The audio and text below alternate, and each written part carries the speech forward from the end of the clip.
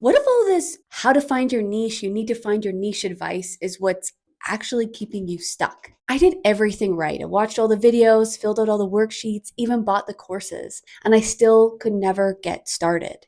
But the thing that finally helped me, no one is talking about. Hi, I'm Meg, and I'm documenting my 3-month challenge to start a YouTube from scratch. The goal to see if starting a YouTube channel before I feel ready can actually change my life. Last week was week 1 and I just started. No lighting, no mic, no niche. And I kind of loved it. I can't believe I'm doing this. I didn't even set up my mic. I have one I bought when I thought I was going to be a podcaster. Video 1 is done and dusted. Let's check it off. I hope you can see this angle. Let me double check. Oh yeah.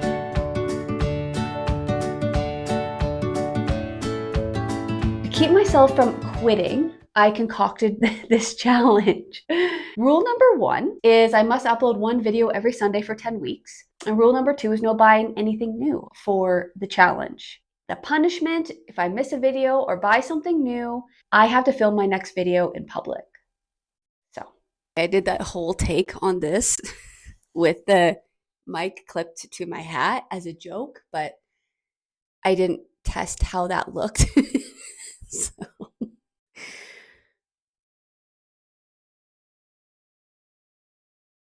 Okay. This week, I set out to finally answer the question that has been haunting my entire professional life. And that is, what should my niche be? At this point, I've asked this question thousands of times, and ChatGPT will no longer answer me. Apparently, I'm not alone. I've tried all the classic find your niche tricks. Customer avatars, polling friends, families, colleagues, pulling random ideas from a hat. The deeper I got, the more stuck I felt. But here's what I realized, especially in getting started with this YouTube channel, because not having a niche has held me back for a really long time. And that's all of that niche advice will be useful later. But when you're just starting out, it's mainly just a distraction. You're not building skills at that point. You're just overthinking. So in this video, I'm going to break down why finding a niche might not mean what you think it does, why it can actually slow you down when you're just getting started, and the 2 simple steps that finally got me started, got me moving. It's a miracle.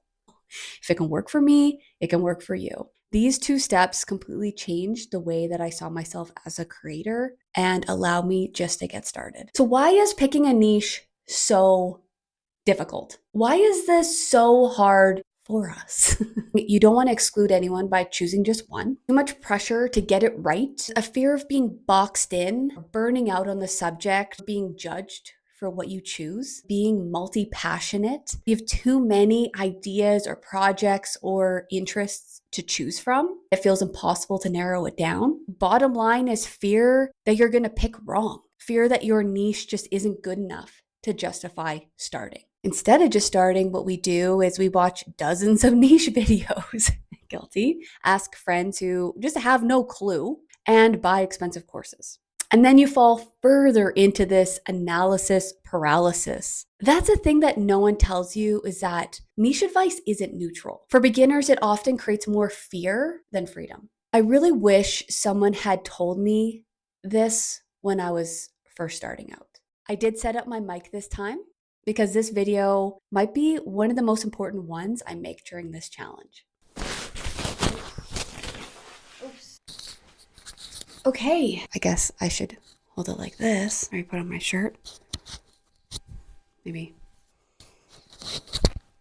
I'm sure that wasn't a very flattering shot. Let me hold it for a second. So, pretty cool. Got the mic set up. kind of proud of myself. Oops, I keep on hitting that button. Oh, now it's not blinking. Testing, testing. Did that make a difference? Oh. So I just feel like I'm going to ruffle it. Is there ruffling? Can you hear ruffling? Like that? I don't know what I'm going to do, because now the green light isn't blinking. Now it's solid. So I don't know if that changed something. Let me see here. Okay. The following exercise is what gave me ultimate clarity.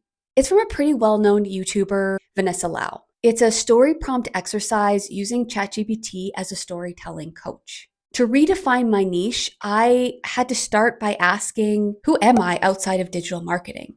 Here's the thing. I do have a niche that I could choose. It's safe, it's marketable, and completely not what I want to do. Darn it. I've worked in online marketing for over a decade. I've taught thousands of creators and small business owners, and I've created courses on LinkedIn Learning. So, yes, I could create marketing content and I'd probably do okay. But that's not why I started this channel. I started it to try something new, something more creative, something more personal, and just all around more fun. And honestly, not choosing that default niche has held me back for years. When you know something will probably work and your ego's kind of like, this is what it needs to be, is really hard to walk away from it. And my heart really wasn't into it. So, this exercise from Vanessa was a huge breakthrough for me. Vanessa recommends writing down 3 to 5 key life experiences that shaped who you are. Then paste each one into ChatGPT with this prompt. Can you pretend to be my storytelling coach and ask me questions that would help the story go deeper so I can uncover more about who I am as a person? After answering these questions, use this second prompt. What is my unique advantage as a creator? Are there any underlying themes? What unique perspective can I offer? What content pillars align with my strengths? And based on these snapshots of my life, what vision do you have for my YouTube channel? You might also wish to journal these stories and answers for deeper reflection. This exercise alone showed me patterns I hadn't noticed before. It connected dots in the stories that I shared that was kind of profound for me. It gave me a new language for what I wanted to create, and it helped me zoom out and see that I'm a whole human, not just a niche, not just a digital marketer. And it really helped me see what kind of creator I could be and how I could possibly help others. With that clarity, I took it one step further, and this is really where the rubber hit the road for me. Step two, I asked myself something deceptively simple. What could I talk about for 30 minutes right now? No notes, no prep. That for me cut through the noise. The answer was this. No fancy niche, just a desire to talk about what I'm actually curious about right now. I'm no expert, but I am right in the middle of it and learning things that I'm excited to share with you all. If you're stuck, try it for yourself. You might be surprised by what you discover. Nice coffee. Ooh, let's go.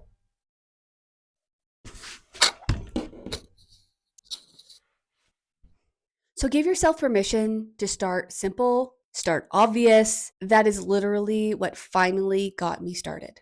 I stopped trying to be clever or unique and just made a video about making a video. You're already learning so much when you're starting a YouTube channel, or say you're looking for a niche for a business or a digital product. There's already such a steep learning curve. You have things like filming, editing, script writing, creating thumbnails. Don't layer the complexity of having to find the perfect niche on top of it all.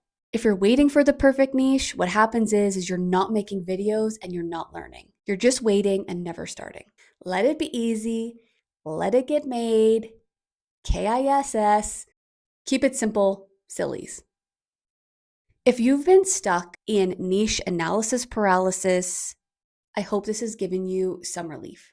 I honestly, deeply understand. Remember the quote from Tim Ferriss, "What if it was easy?" This is what you need to embrace. Go for the low-hanging fruit and let the niche come later. I'll drop the prompts and the exercises in the description below in case you want to give them a try for yourself. And next week, I'll show you how filming my first 2 videos went. See you Sunday.